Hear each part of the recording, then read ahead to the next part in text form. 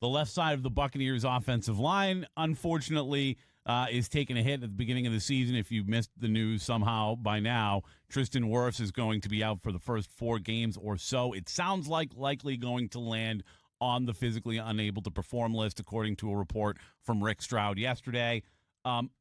Programming note, 7:45, our friend Dr. Jeff Selman is going to join us on the show.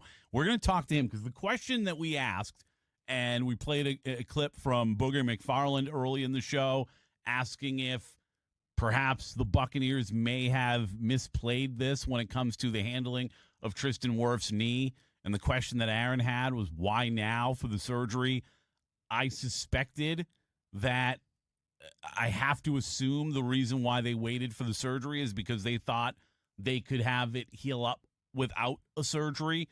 We'll get a much more, and obviously Dr. Jeff Selman is our friend from the Florida Orthopedic Institute. He is not a Buccaneers team doctor, but I'm sure he can make a much more educated guess as to why that happened than Aaron and I can. So Dr. Jeff Selman joins us at 7:45 today. Looking forward to that. Yeah, but a big loss for the Buccaneers, obviously, to be without Tristan Wirfs for the first 4 games of the season. I said earlier, though, Aaron, I do believe they can navigate this, you have to assume that this isn't something that lingers when he returns. That's something that we're going to have to see. But if he can come back at 100% after 4 weeks, I'm still very confident in this team's ability to win the division and be one of the best teams in the NFC. I'm very confident even in those first 4 games without Tristan Wirfs. You lose the best left tackle in football, and there's no question you will not be as good as you would be with him. But I also think they can coach around it and do some very interesting things. T. Kraz, I saw yesterday on his show, said a little more pressure now on a guy like Josh Grizzard with that play calling to start the season without Tristan Wirfs out there, and I thought it was a really good point. Yeah, and I'm concerned with it as well, especially with a winnable first part of that season. We're talking about the Falcons, a division game right out of the gate.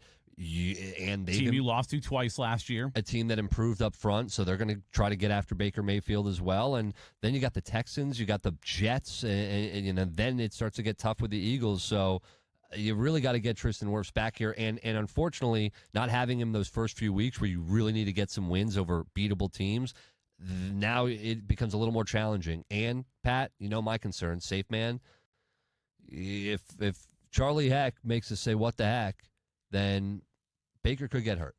Yeah, and again, that's something they have to coach around and protect against, and we'll see. I almost wonder, Aaron, if you think back until we had to play him again in the playoffs, a lot of the commentary last year around Jaden Daniels and playing the Buccaneers was, well, good thing that we got him out of the way in week 1 before he really got comfortable. Obviously, the conversation is going to be different with Atlanta because we're going to play them twice. But without Tristan Wirfs on the left side, which we know for a fact, even if he doesn't end up on the PUP list, he's not going to be there week 1, right? So probably a good thing for the Buccaneers that in week 1 they kind of get Atlanta out of the way while Jalen Walker and James Pierce, their 2 first-round picks and 2 edge rushers, before those guys get settled in and get comfortable. Better to play them in week 1 than even week 3 or 4, right, when it comes to that matchup, because those guys will be up against Heck as opposed to Tristan Wirfs. My big concern with Wirfs being out, obviously Grizzard, that's a good point how this offense gets rolling, but keeping Baker Mayfield healthy, Pat, I worry about week 4 when we're at Raymond James Stadium and the Eagles, defending Super Bowl champion Eagles, come to town, and they're going to be looking to wreak havoc and get into the backfield quickly. I very much worry for the safety of Baker Mayfield, protecting that blind side. I hate to say it, hate to bring it up, hate to be that guy. I know I've been a little negative this morning. Well, sorry. Stop being so negative, Aaron. Welcome to my life. What do you mean? You're about to go on vacation. Welcome to my life. Yeah, well, no, it's more of just like, this is how I think. I'm sorry. Like, I get concerned. I look to the future. I try to take every... No, it's like I try to just take every correct step, and I don't want to see guys get hurt. And unfortunately, we've seen guys... It's part of the game. Yep, but when you don't get your blind side protected, sometimes those injuries can happen quickly, and they can be very impactful. Yeah, that's where you got to call a smart game and, make sure that Baker's in a spot where he's not having to throw the ball a ton. And that's where I've said before, no matter how good that passing game is, I still think Bucky Irving needs to be the kind of focal point of the offense.